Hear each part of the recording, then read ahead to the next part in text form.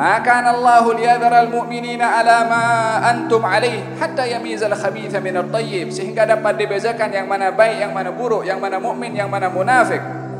Kemudian wa ma kana Allahu liyutli'akum 'alal ghaib.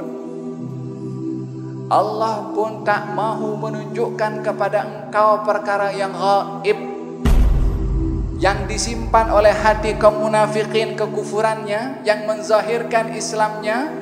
Kamu tidak diberitahu oleh Allah yang mana satu munafik, yang mana satu bukan. Kenapa Allah subhanahu wa ta'ala tidak menunjukkan? Ya supaya tidak mudah menghukum orang lain dengan isi hati orang. Tetapi Allah subhanahu wa ta'ala menzahirkan secara praktikal melalui perbuatan yang dinampakkan oleh mereka sendiri. Perbuatan orang yang tidak betul, pada akhirnya mereka itu akan terungkap ketidakbenarannya. Allah subhanahu wa ta'ala menunjukkan sifat munafik itu dan dikenali oleh kaum muslimin yang sebelumnya kaum muslimin masih tertanda tanya yang mana satu munafik, yang mana bukan, karena cukup ramai munafikin ketika itu juga.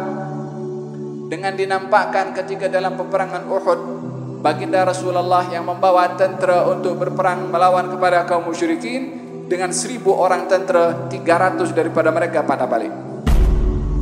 Khianatnya mereka dengan meninggalkan. Awalnya kaum mukminun hanya tahu individu berapa orang saja, Abdullah bin Ubay bin Salul. Yang kedua kepada kaum munafikin memang semua orang tahu, tapi ini dikejutkan dengan 300 orang daripada 1000 orang yang beriman keluar bersama dengan Rasulullah untuk berperang dalam peperangan Uhud. Perbuatan 300 orang itu sudah memberikan jawaban kepada orang yang beriman. Tengok munafikin.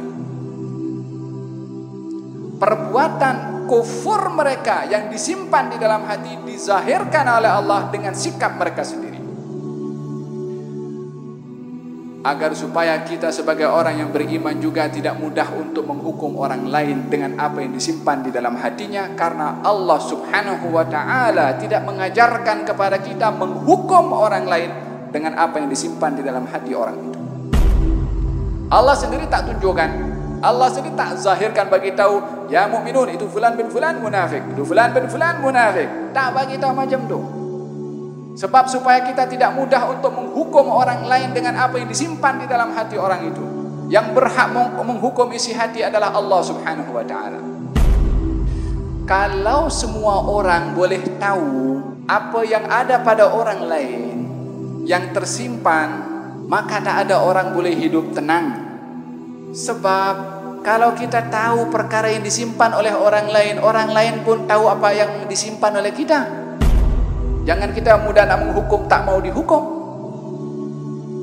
Fulan tu bahaya, tu fulan begini. Kalau orang lain tahu kita juga sama juga. Macam mana kita akan hidup selesa bila mana kita tahu perkara itu, perkara yang buruk yang ada di dalam diketahui juga oleh orang lain. Ditutupnya perkara-perkara yang disimpan dan tidak ditunjukkan oleh Allah, nikmat dari Allah subhanahu wa ta'ala kepada kita.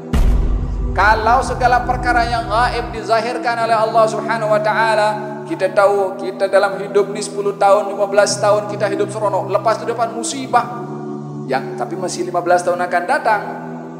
Karena itu perkara gaib dan kita tahu, macam mana kita boleh seronok dalam hidup sementara kita menuju kepada musibah yang ada di depan itu.